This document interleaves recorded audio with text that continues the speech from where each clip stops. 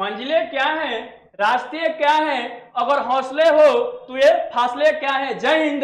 स्वागत है आपके अपने परिवार और अपने चैनल महतो सर में। आज हम आपके सामने एक ऐसा चैप्टर लेके आ गए हैं जिसमें बहुत सारे लोगों का क्या होता है, कंफ्यूजन होता है कि भाई विशेष्य क्या होता है, विशेषण क्या होता है, प्रविशेषण क्या होता है, विशेषण कितने प्रकार के होते हैं। एकदम घबराने की जरूरत नहीं है। एकदम आप लोग वीडियो छोड़ के मत जाइएगा, वीडियो लास्ट तक देखिएगा तो कोई कंफ्यूजन नहीं होगा, क्योंकि जीरो से एकदम हीरो तक हम लोग पहुंचेंगे, जीरो से ही हीरो बनेंगे। तो पूरा एकदम जीरो से उठा के हीरो तक बताया हूं और एकदम अच्छे से एक्सप्लेन करके बताया हूं, तो वीडियो एकदम लास्ट तक देखिएगा। चलिए स्टार्ट करते हैं हम लोग वीडियो। विशेषण चैप्टर है, इसमें विशेषण के भेद के बारे में भी हम लोग बात करेंगे। सबसे पहले देखेंगे विशेषण किसे कहते हैं। विशेषण का शाब्दिक अर्थ होता है विशेषता उत्पन्न करने वाला या विशेषक। विशेषण का शाब्दिक अर्थ क्या होता है, किसी की विशेषता बताता हो या किसी का विशेषक हो। विशेषण किसे कहते हैं एक बार देखते हैं। जो संज्ञा, जो शब्द संज्ञा और सर्वनाम की विशेषता बताते हैं उसे विशेषण कहते हैं। जो शब्द संज्ञा सर्वनाम की विशेषता बताते हैं उसे विशेषण कहते हैं। अर्थात टेंशन मत लीजिए, नहीं समझ में आया तो अभी हम हैं, वो सारा चीज समझ में आया। भाई विशेषता कैसे बताएगा, किसी के अंदर दोष हो गया, किसी के अंदर गुण हो गया, किसी के अंदर भाव हो गया, ठीक है, किसी के अंदर कोई कला हो गया, कोई आर्ट हो गया, ये सारा चीज अगर उसके अंदर है तो उसी में कोई ना कोई किसी के बारे में बोल देता है, तो उसी को हम लोग क्या बोलते हैं, विशेषण। विशेषण किसे कहते हैं, जो संज्ञा और सर्वनाम की विशेषता बताता है, जो संज्ञा और सर्वनाम की विशेषता बताता है उसे हम लोग विशेषण कहते हैं। अर्थात जो शब्द गुण, दोष, भाव, संख्या, परिणाम आदि से संबंधित विशेषता का बोध बताता है उसे हम लोग विशेषण कहते हैं। अरे इतना लंबा फेंकने की जरूरत नहीं है, कोई विशेषण का परिभाषा पूछेगा ना तो एकदम अपने भाषा में एकदम सरल वाक्य में क्या बोल देना है भाई,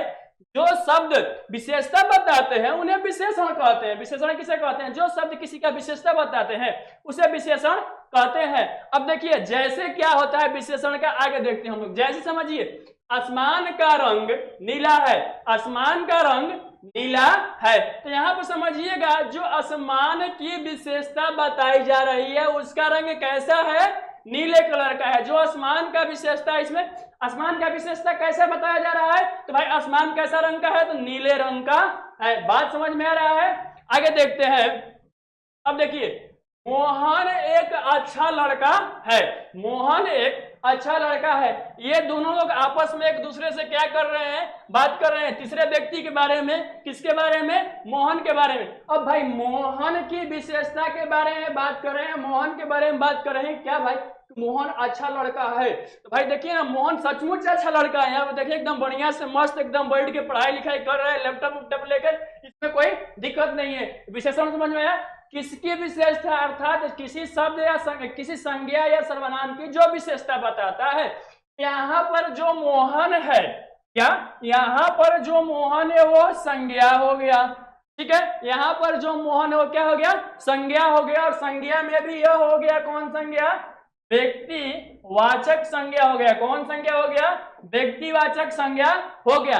यानी कि अभी मैंने बताया कि जो संज्ञा या सर्वनाम की विशेषता, तो देखिए संज्ञा की विशेषता बता रहा है, किसकी विशेषता बता रहा है, संज्ञा की विशेषता बता रहा है क्या भाई कि मोहन कैसा है, तो अच्छा लड़का है। आगे देखते हैं एक और एग्जांपल। देखिए टोकरी में मीठे संतरे हैं, अर्थात जो टोकरी में संतरा रखा हुआ है भाई वो संतरा कैसा है। किसी ने पूछा कि टोकरी में जो संतरा रखा हुआ है वो संतरा कैसा है, तो उसी में कोई लोग जवाब देते हैं कि जो टोकरी में संतरा रखा हुआ है वो सारे संतरे क्या है, मीठे हैं, कोई संतरा खट्टा नहीं, हल्का सा, हालांकि जो संतरा है वो हल्का सा स्वाद में खट्टा लगता है, हल्का सा आता है, लेकिन कोई भी संतरा इतना खट्टा होता है ना, मत पूछिए, मियाज एकदम गनगना देता है खाने के बाद में। समझ में आया, आगे देखते हैं। अब देखिए कौवा काला होता है, इसमें कौवे की विशेषता बताई गई है। किसकी विशेषता बताई गई है, कौवे की विशेषता बताई गई है कि भैया कौवा कैसा होता है, तो कौवा काला होता है। कौवा कैसा होता है, तो कौवा काला होता है। तो बात समझ में आया, विशेषण समझ में आ गया किसे कहते हैं, जो संज्ञा या सर्वनाम की विशेषता बताता है इसे हम लोग क्या बोलते हैं? विशेषण। मैंने आपसे बोला ना, टेंशन मत लीजिए, एकदम समझा देंगे, एकदम इसमें कूट कूट के भर देंगे, आपको एकदम याद हो जाएगा। विशेषण कोई समझने में कोई दिक्कत नहीं होगा। आगे देखते हैं हम लोग विशेषण के अब प्रकार देखेंगे। सबसे उसके बाद विशेष देखते हैं, सॉरी, उसके बाद विशेष देखते हैं, उसके बाद विशेषण के भेद को प्रकार पढ़ेंगे। विशेष देखते हैं, प्रविशेषण देखते हैं, उसके बाद विशेषण के कितने भेद होते हैं। भाई विशेष क्या होता है?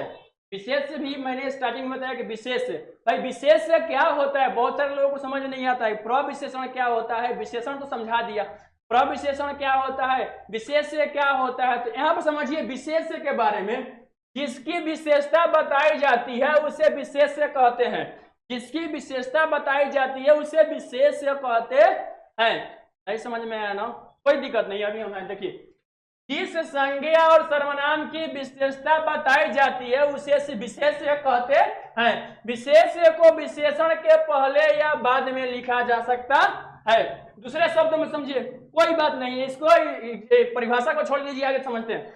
विशेषण से जिस शब्द की विशेषता प्रकट की जाती है, क्या ध्यान दीजिएगा, विशेषण से जिस शब्द की विशेषता प्रकट की जाती है उसे विशेष कहते हैं।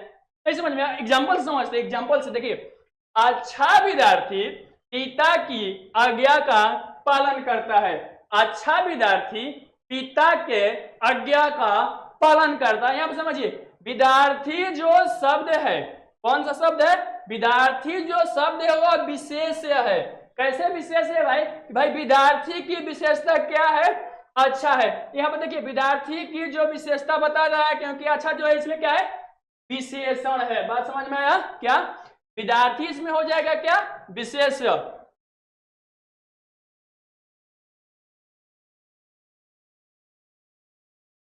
विद्यार्थी जो हो गया इसमें विशेष हो गया। क्यों विशेष हो गया? क्योंकि यह विद्यार्थी की विशेषता कौन बता रहा है? विशेषण बता रहा है। बात समझ में आएगा? उसी को विशेष बोलते हैं। आगे देखते हैं।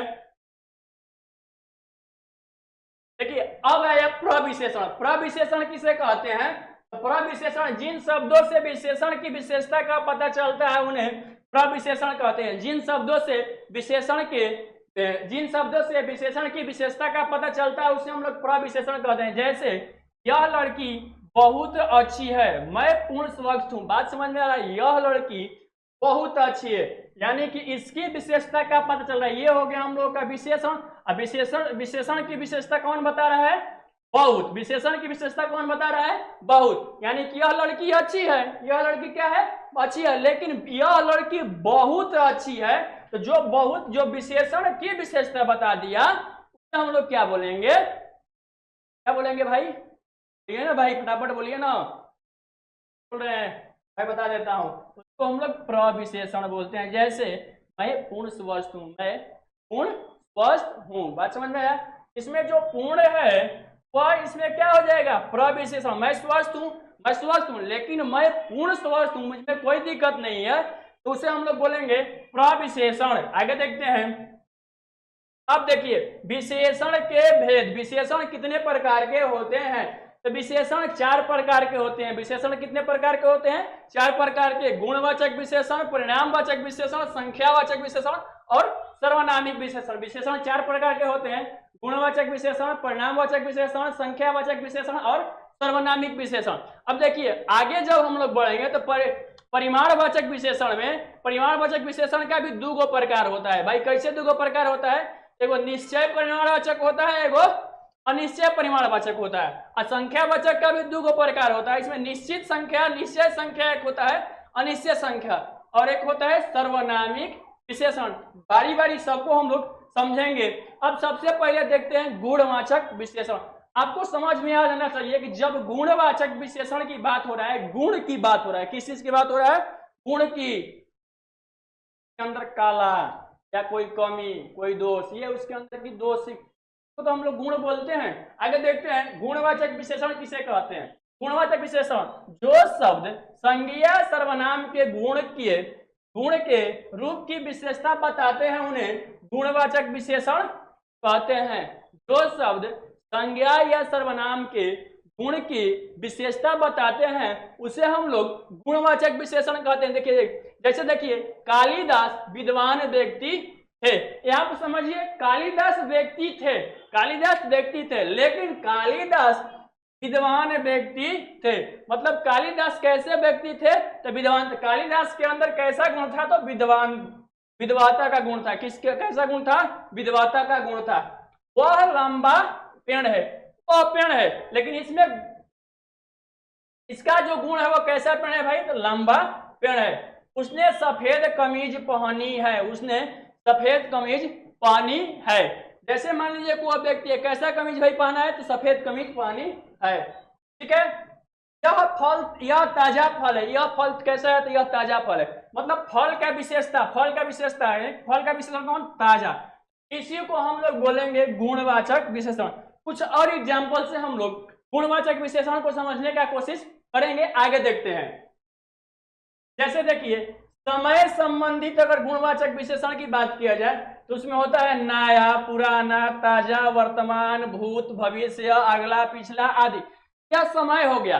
अगर गुणवाचक विशेषण में समय से संबंधित कोई बात करते हैं तो उसमें क्या क्या हो जाएगा? नया हो जाएगा, पुराना हो जाएगा, ताजा हो जाएगा, वर्तमान हो जाएगा, भूत हो जाएगा, भविष्य हो जाएगा, अगला हो जाएगा, पिछला हो गया आदि इत्यादि। अगर स्थान संबंधी, किसी संबंधी, स्थान के संबंधी अगर गुण के बारे में बात करेंगे तो क्या होता है? लंबा होता है, चौड़ा होता है, ऊंचा होता है, नीचा होता है, सीधा होता है, बाहरी होता है, भीतरी होता है, तीसी।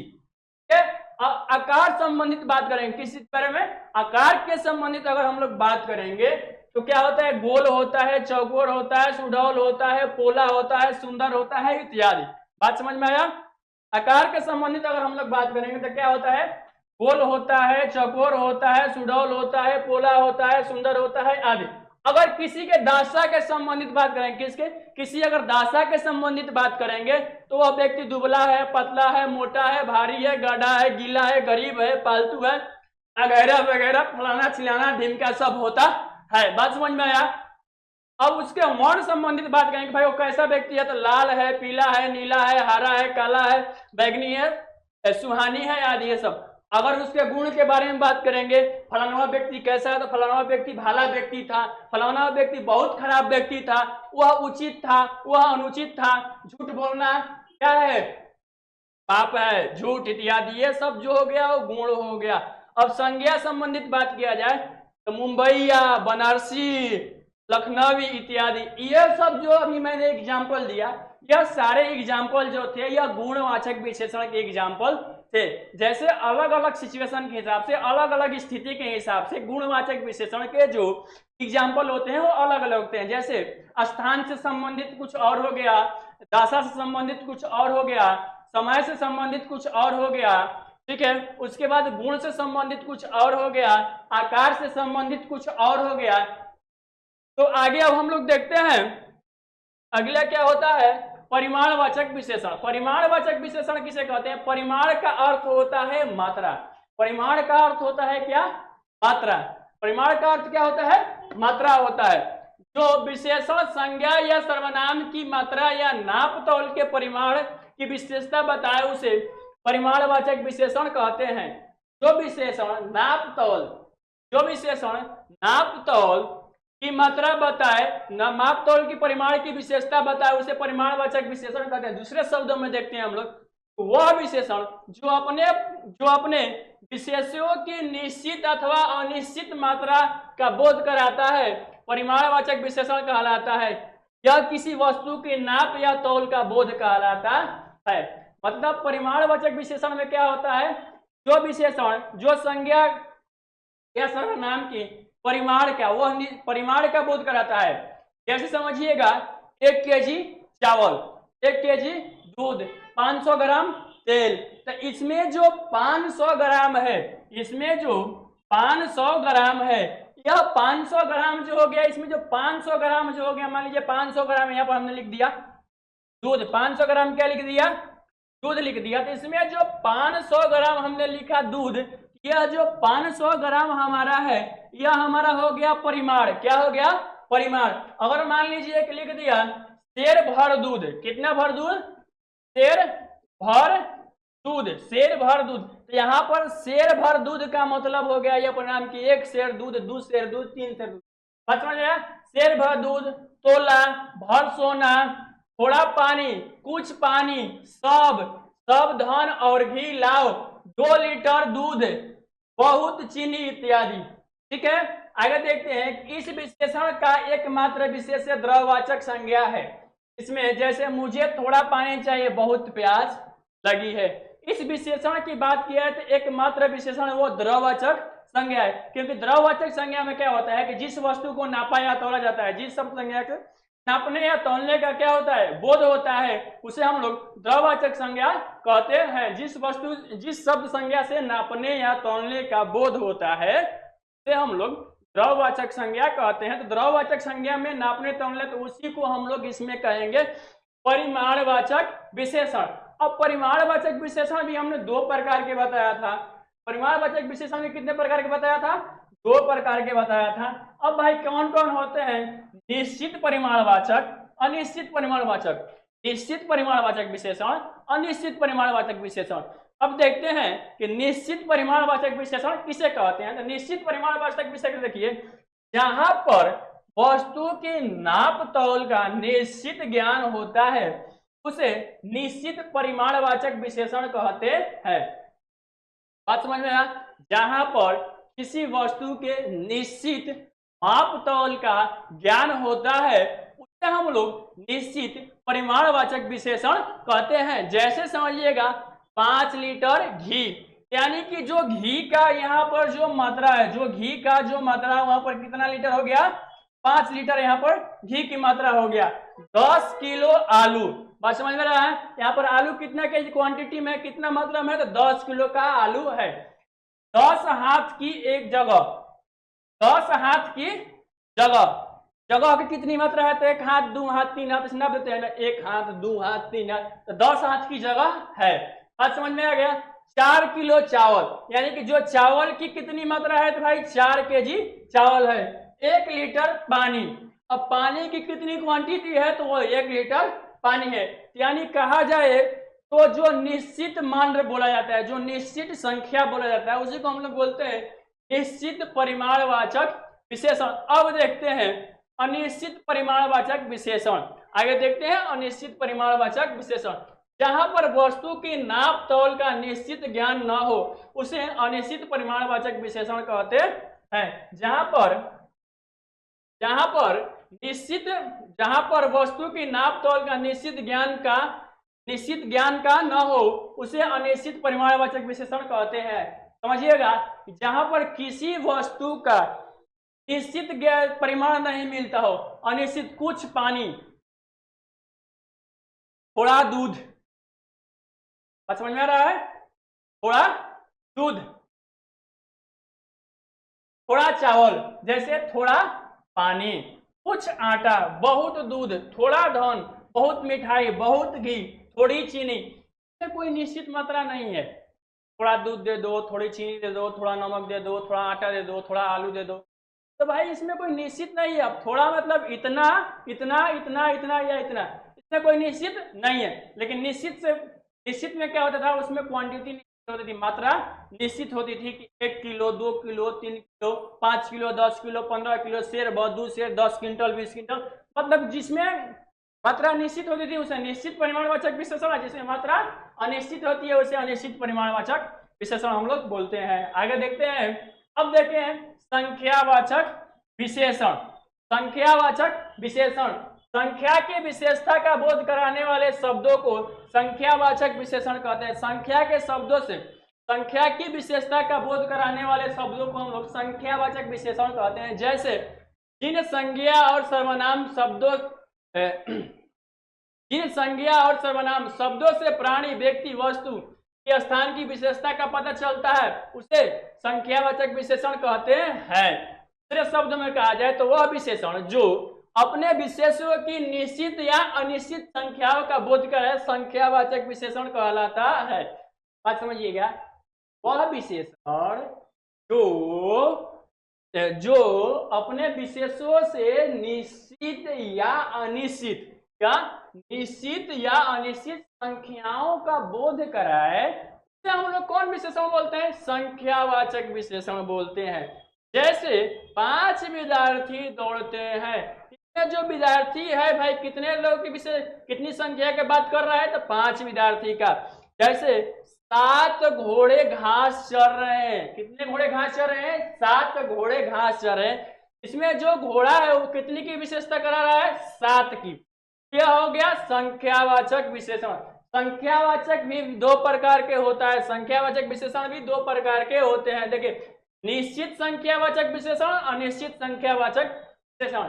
संख्यावाचक विशेषण भी 2 प्रकार के होते हैं, एक होता है निश्चित संख्यावाचक विशेषण और एक होता है अनिश्चित संख्यावाचक विशेषण। तो निश्चित संख्यावाचक विशेषण किसे कहते हैं, तो देखिए जिन संज्ञा सर्वनाम शब्दों से किसी प्राणी, वस्तु, व्यक्ति आदि की संख्या का निश्चित ज्ञान हो उसे संख्यावाचक कहते हैं, उसे संख्यावाचक विशेषण कहते हैं। सिंपल से दूसरे शब्दों में कहा जाए, दूसरी भाषा में कहा जाए, जिससे किसी निश्चित संख्या का ज्ञान हो निश्चित संख्यावाचक विशेषण कहलाता है। जिससे किसी निश्चित संख्या का ज्ञान हो, एक निश्चित संख्या का ज्ञान हो उसे निश्चित संख्यावाचक विशेषण कहते हैं।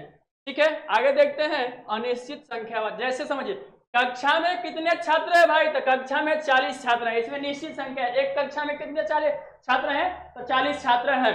अब देखिए कमरे में कितने पंखे घूम रहे हैं, एक कमरे में कितना पंखा घूम रहा है, हमारे कमरे में तो एक ही पंखा घूम रहा है, तो कितना पंखा, एक। यह निश्चित है। डाल पर कितनी चिड़िया बैठी है, तो डाल पर 2 चिड़िया बैठी है। तो यहाँ पर जो संख्या हो गया वो क्या हो गया, निश्चित हो गया। जब संख्या निश्चित हो गया तो उसे हम लोग क्या बोलते हैं, निश्चित संख्यावाचक विशेषण बोलते हैं। क्या बोलते हैं हम लोग, निश्चित संख्यावाचक विशेषण बोलते हैं। अब अनिश्चित संख्यावाचक विशेषण के बारे में बात कर लिया जाए, तो अनिश्चित संख्यावाचक विशेषण में साफ जाहिर होता है कि जिसमें संख्या निश्चित नहीं हो, जिसमें संख्या क्या हो, निश्चित नहीं हो, उसे अनिश्चित संख्यावाचक विशेषण देखते हैं। अच्छा कुछ बाकी है क्या, हो निश्चित संख्यावाचक के 6 भेद होते हैं। भाई थोड़ा सा ध्यान दे लीजिएगा, ये कोई नहीं बताता है निश्चित संख्यावाचक विशेषण के कितने भेद होते हैं, थोड़ा ध्यान दे लीजिएगा।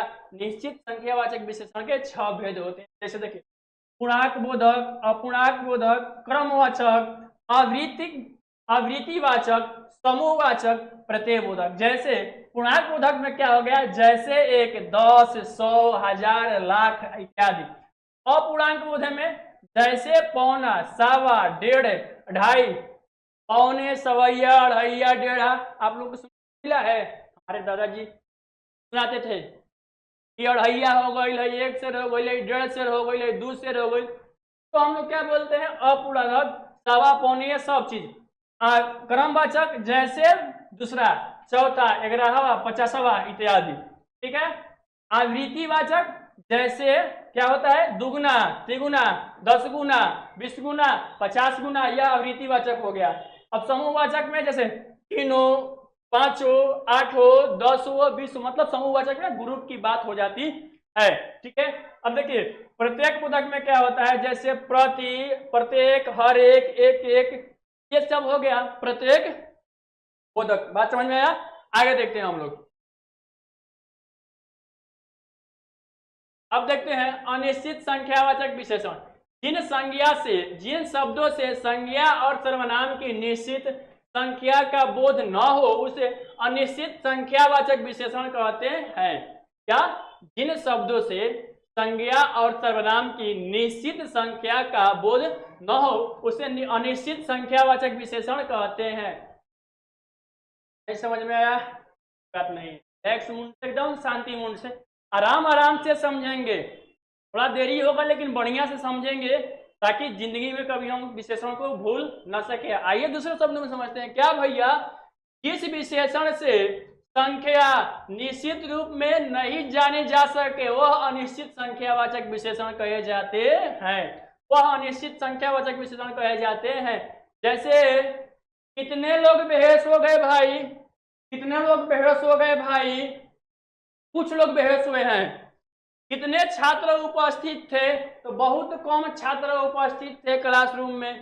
कितने फल खाकर भूख मिट गई आपकी, एक व्यक्ति था, पूछा कि बहुत भूख लगी, जाओ कुछ फल खा लो, तो आपकी कितनी फल खाकर भूख मिट गई, तो कुछ फल हमने खाया और हमारी भूख क्या हो गई, मिट गई। आगे देखिए, अब देखते हैं सर्वनामिक विशेषण या संकेतवाचक विशेषण।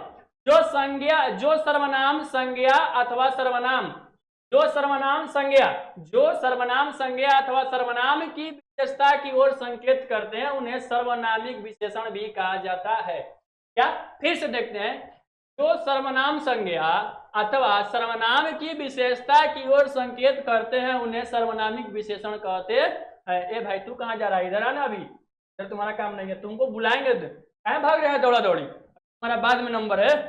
चलो देखते हैं, देखिए दूसरे शब्दों में हम लोग देखते हैं क्या, जो सर्वनाम विशेषण के रूप में प्रयुक्त होते हैं तथा जो सर्वनाम संज्ञा से पहले लगकर संज्ञा की विशेषता की तरफ संकेत करें उन्हें संकेतवाचक विशेषण या सर्वनामिक विशेषण कहते हैं। इन्हें निर्देशक भी कहा जाता है। जैसे यह मेरी पुस्तक है, यह मेरी पुस्तक है या मेरी पुस्तक, कोई बालक, किसी का महल, वह लड़का, वह लड़की इत्यादि। नहीं समझ में आया ना? आइए एक बार फिर से हम लोग डिफिनीशन को देखते हैं। मेरे को खुद समझ में नहीं है तो आपको क्या समझ में आया? आइए एक बार फिर से देखते हैं तो समझ में आ जाएगा। तो सर्वनाम संज्ञा, क्या, जो सर्वनाम संज्ञा अथवा सर्वनाम की विशेषता की ओर, किसकी विशेषता की ओर? सर्वनाम की विशेषता की ओर संकेत करता है उन्हें सर्वनामिक विशेषण कहते हैं या संकेतवाचक विशेषण कहते हैं। बात समझ में आ गया? नहीं समझ में आया तो आइए ना एग्जाम्पल समझते हैं। हमको समझ में आ गया, आप लोग को नहीं समझ में आया तो एग्जाम्पल समझा देते हैं। देखिए, यह लड़का तेज भागता है, यह लड़का तेज भागता है। इसमें जो इस लड़के की ओर इस भागता है, यह लड़का भागता है, यह लड़का क्या कर रहा है? भागता है। लेकिन भाई जो भागता है वो किसकी ओर इशारा कर रहा है? तेज की ओर। तो यहाँ पर हमने आपको समझाया था क्या, कि जो संज्ञा, जो सर्वनाम संज्ञा अथवा सर्वनाम की विशेषता बताता है, यहाँ पर समझिए ना। तो यह लड़का, जो यह है, यह क्या हो गया? सर्वनाम हो गया। क्या हो गया? यह सर्वनाम हो गया। यहाँ पर यह की विशेषता भाई बता रहा है, यह कैसा भागता है? तो तेज भागता है। तो मैंने तो वही समझाया भाई, क्या, कि जो सर्वनाम संज्ञा अथवा सर्वनाम की विशेषता की ओर संकेत करता है, जो सर्वनाम की विशेषता की ओर क्या करता है? संकेत करता है। तो यह समझिए ना, यह लड़का तेज भागता है, तो जो तेज भागता है वो यह की विशेषता कर रहा है और यह क्या है? सर्वनाम है। तो देखिए ना, यहाँ पर बबुआ बहुत तेज दौड़ रहा है। बात समझ में आ गया? विशेष संकेतवाचक विशेषण। आगे देखते हैं और एग्जाम्पल देख लेते हैं थोड़ा सा हम लोग। इस कबूतर को पिंजरे से निकाल दो। भाई सर सच में फंसा हुआ है भाई पिंजरे में, इस कबूतर को पिंजरे से निकाल दो। यानी कि यहाँ पर भी यह जो कबूतर है इसमें भी सर्वनाम की क्या कर रहे हैं? सर्वनाम की ओर संकेत कर रहा है। भाई क्या है भाई? जो कबूतर है वो कबूतर किसके अंदर है? पिंजरे के अंदर फंसा हुआ है। इसको क्या कर दो भाई? पिंजरा खोल दो और पिंजरा से निकल जाए। अरे वाह वाह, कितना मस्त एग्जाम्पल है। इस कबूतर को पिंजरे से निकाल दो। इस कबूतर को, इस जो हो गया वो क्या हो गया? सर्वनाम हो गया। बात समझ में आ गया? तो किसकी ओर, यानी कि जिसकी ओर संकेत करे उसे हम लोग संकेतवाचक विशेषण बोलते हैं। आगे देखते हैं, नेक्स्ट एग्जांपल हम लोग देखते हैं। देखिए, उस मटके में पानी भरो, उस मटके में पानी भरो। यहाँ पर जो मटका रखा हुआ है, यहाँ पर जो मटका रखा हुआ है, इस मटके में पानी भर दो, इस मटके में पानी भर दो। मैंने पहले ही बताया था संकेतवाचक विशेषण या सर्वनामिक विशेषण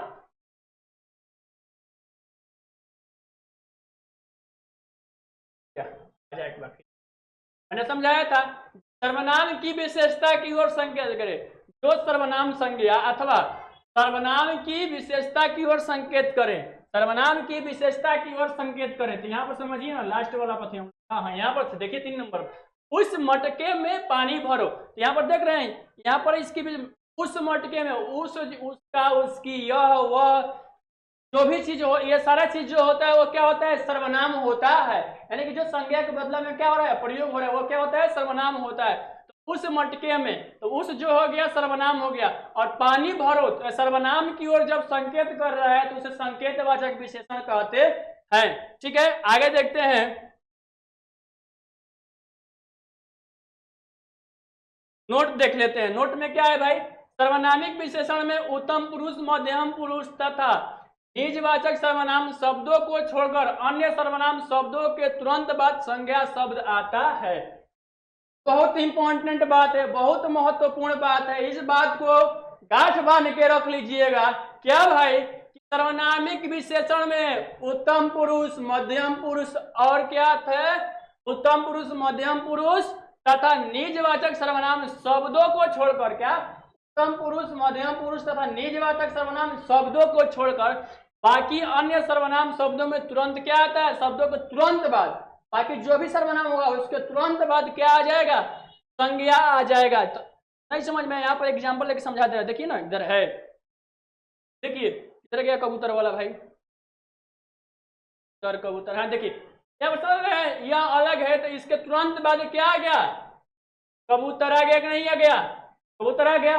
बात समझ में आ गया, इस कबूतर को पिंजरे से निकाल दो, बात समझ में आ गया। यह अन्य पुरुष हो गया और अन्य पुरुष के तुरंत बाद क्या है, संज्ञा आ गया। संज्ञा तो भाई संज्ञा कौन संज्ञा, जातिवाचक संज्ञा है, कौन संज्ञा है, इसका आप लोग आंसर कमेंट में दीजिएगा। जातिवाचक संज्ञा है, व्यक्तिवाचक संज्ञा है कि भाववाचक संज्ञा है कि समूहवाचक संज्ञा है, या कौन संज्ञा है, ये आपके लिए एक क्वेश्चन है, इसका आंसर आप लोग दीजिएगा कमेंट में। ठीक है, आगे देख लेते हैं हम लोग थोड़ा सा क्या है।